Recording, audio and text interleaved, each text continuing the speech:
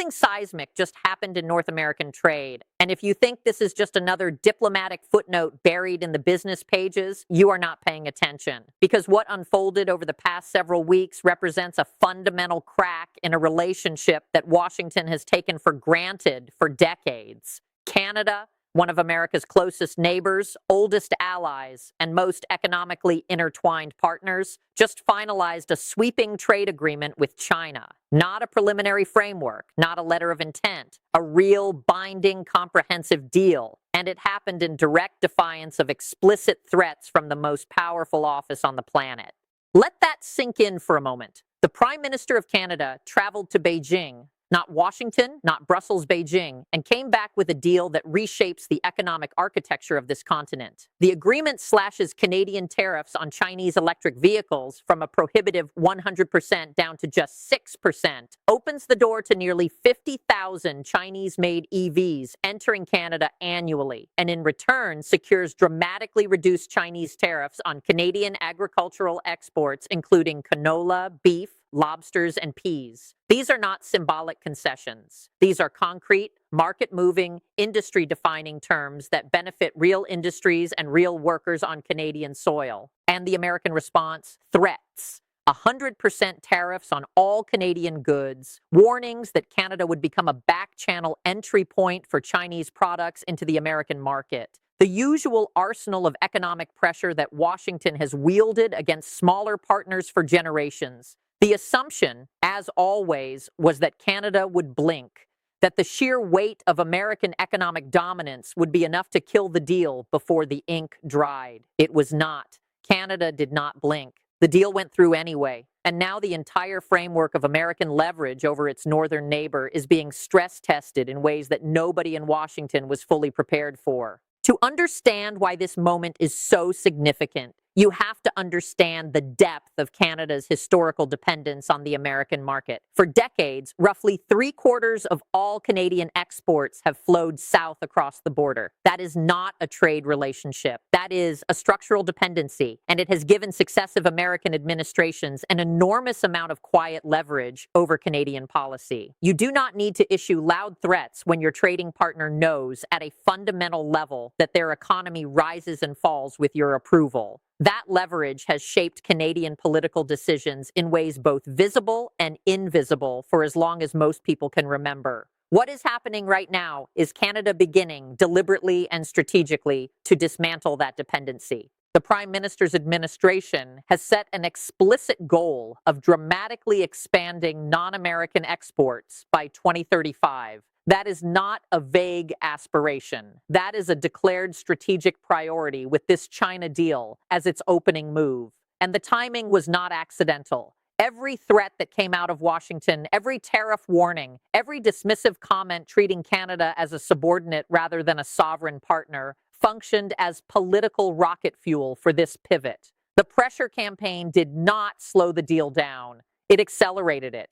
It handed the Canadian government the perfect justification, the clearest possible argument for why diversification was not just economically smart, but nationally necessary. Think about the agricultural dimension of this agreement because it tends to get overshadowed by the electric vehicle headlines, but it deserves serious attention. Canadian beef producers have been locked out of the Chinese market since 2021. That is years of lost revenue, years of struggling family farms, years of processing facilities operating below capacity, years of entire rural communities absorbing an economic hit with no relief in sight. That market is now reopened. Canadian canola farmers, lobster fishermen, and pea producers now have improved access to one of the largest consumer markets on earth at reduced tariff rates. These are not abstractions. These are livelihoods. These are communities that have been waiting for exactly this kind of opening. And it arrived not because Washington offered an alternative, but because Ottawa went and found one. The electric vehicle component is where the forward-looking logic of this deal becomes most apparent. The global transition to electric transportation is not a future scenario. It is happening right now, and Chinese manufacturers are leading it. They are producing quality electric vehicles at price points that genuinely compete, at prices that ordinary consumers can actually afford, rather than vehicles that remain aspirational purchases for upper income households. The Canadian government looked at that reality and made a decision. Rather than erecting walls to protect legacy manufacturers that have been slow to adapt and slower to compete, Canada chose to give its own citizens access to the best available products at the most competitive prices.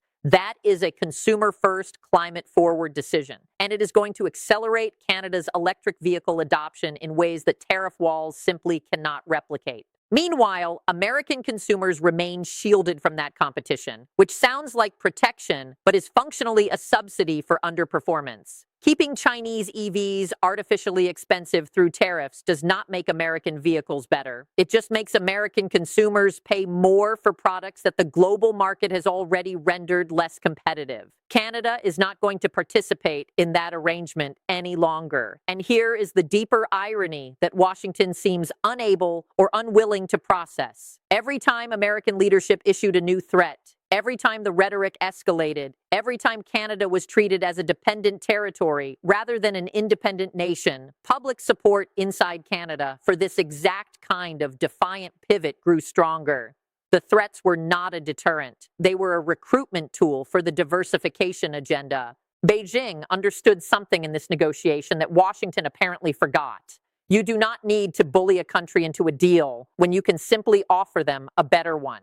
China came to the table with terms that treated Canada as an equal partner, with reciprocal benefits, mutual market access, and language that explicitly framed the agreement as non-threatening to third parties. Whether you take that framing at face value or read it as careful diplomacy, the practical effect is the same. China offered partnership while America offered ultimatums, and Canada chose partnership. That choice is now a fact on the ground, and its implications extend well beyond the specific tariff lines and agricultural quotas written into this agreement. Other countries are watching this unfold with intense interest. Middle power nations that have historically operated within American economic orbit are observing a case study in what successful resistance to American economic coercion actually looks like in practice. Canada did not collapse under the pressure. Canadian institutions did not fracture. The economy did not implode. The government that pursued this deal did not lose political support. It gained it.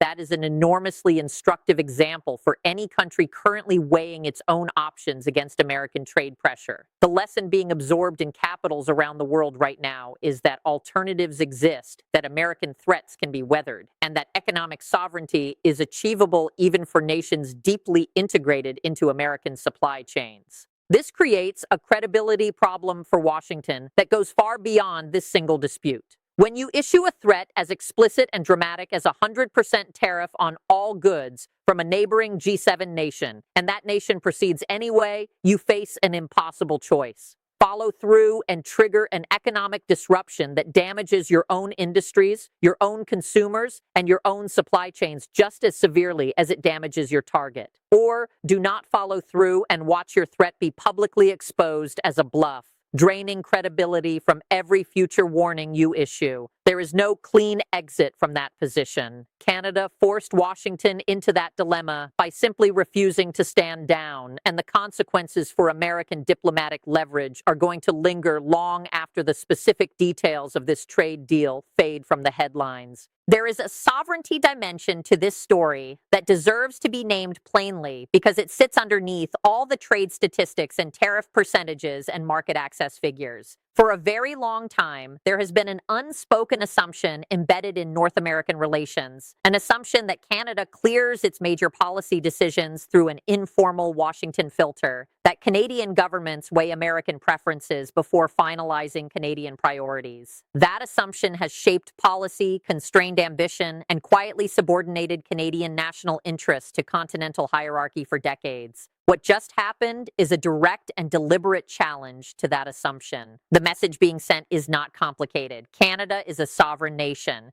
Canadian policy will be built around Canadian interests. If those interests align with American preferences, constructive cooperation will follow. If they do not, Canada will proceed regardless. That message resonates far beyond the political class. Ordinary Canadians, farmers who want global markets, workers who want economic security, consumers who want affordable vehicles, citizens who simply want their country treated with dignity on the world stage, they feel this. There has been a quiet frustration building across Canada for years, a sense that the relationship with the United States, for all its genuine depth and shared history, has carried an undercurrent of condescension that no equal partnership should tolerate. This trade deal and the defiant manner in which it was pursued taps directly into that frustration and converts it into something constructive, into a forward-looking strategy with concrete deliverables and measurable goals. The environmental dimension of this agreement also deserves more than a passing mention because it connects the trade logic to something larger. Canada has serious climate commitments. Meeting those commitments requires a rapid and broad transition to electric transportation. But that transition stalls if electric vehicles remain financially out of reach for average Canadian families. By reducing tariffs on Chinese EVs and opening the market to genuine price competition, the Canadian government is directly accelerating that transition. It is making the clean energy future accessible rather than exclusive.